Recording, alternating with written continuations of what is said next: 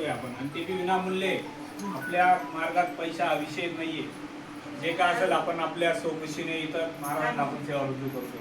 त्यामुळे ज्यांचा काही प्रश्न असतील बाबा कशाचा बी कोणताही जो असेल तो प्रश्न उत्तर महाराजांच्या आशीर्वादाने आपले सर्व सेवेकर यांचा यशाने आपण तो प्रश्न उत्तरचे कार्यक्रम चालू केले जातात या गुरुवारपासून.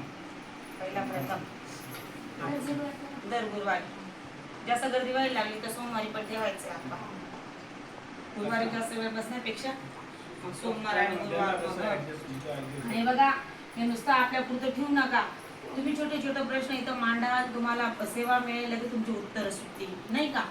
मग ते तुम्ही तुमचं झालं म्हणजे तुम्ही थांबून नाही जायचं. तुम्ही काय करायचं 10 आत्मे लगेच जोडायचे. त्या आत्म्याला विचारायचं, एखादा कष्टी दिसतो आपल्या सेवेमुळे चेहरा पण ओळखला जातो, तरी तुम्हाला काही टेन्शन आहे का. त्यांच्या मनातलं ओळखायला लावतात स्वामी आपल्याला. जर अजून 10 सेवेकरी आपण घडवले, त्यांचे प्रश्न उत्तर सोडवले, त्याच दरबारात स्वामींच्या साक्षीने सोडवायचे. कोणाच्या घरी जाऊन काही सांगायचं नाही. तुझा काय देवदेवार असा आहे, तुझी वास्तू चुकीची आहे, तुम्ही काय नॉनव्हेज खातात, हे खातात, ते त्यांचं कर्म. तुम्ही त्यांच्या घरची बला घेऊन यायची नाही. एकच सांगायचं की आपल्या केंद्रात प्रश्न उत्तरे केले जातात, आम्ही पण जातो ताई, तुम्ही पण तिथं केंद्रात आहे. कोणाच्या घरी काही कोणाला नॉनव्हेज खाय पण म्हणायचं नाही, नको खाय पण म्हणायचं नाही. आले लक्षात. कारण त्यांचे ते शक्ती राहतात, त्या मागत राहतात, ते त्यांना लागतं. तुम्ही म्हणाल खाऊ नका, मग ते म्हणता याला सडते, आता याच्याकडे जाते. निगेटिव्हिटी असते.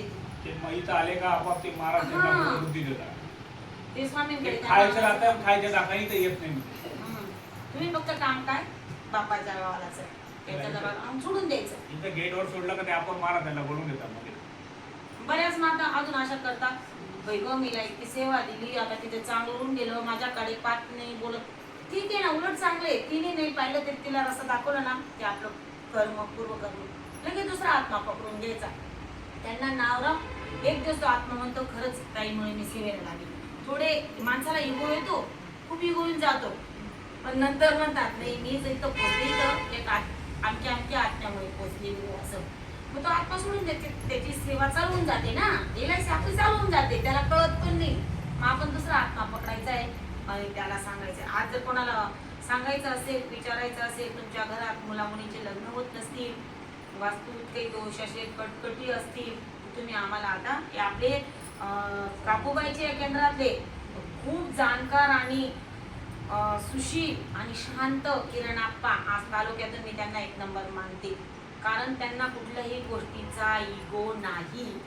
आपल्या सेवा केंद्रात डिसेंबर महिन्यात पण मदत करतात एक डिकी म्हणून, आणि एप्रिलचं पूर्ण सप्ताह तेच इथं हँडल करतात. कारण एप्रिल महिन्याचा सप्ताह फक्त आपल्या सेवा केंद्रातच होतो, इतर कोणत्या केंद्रात त्यांचा. मग डिसेंबरचा तिकडे पण बघतात, इकडे पण पूर्ण मार्गदर्शन करतात. ते उभं राहून काही बोलत नाही, भाषण करत नाही, पण काम इतकं व्यवस्थित करतात. पूर्ण कुटुंब सांभाळून, 3 भावांचं कुटुंब सांभाळून मोठा व्यवसाय पण सांभाळतात, काकूबाईचं केंद्र पण सांभाळतात. मी कॉल केला ना, ताई दुकान उघडायचं म्हटलं, फक्त आप्पा थोडा वेळ येऊन जा.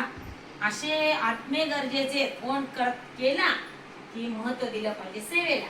मला नाही दिलं त्यांनी, स्वामींना दिलं, येणाऱ्या आत्म्यांना दिलं. आता अजून ते बोलता आप्पा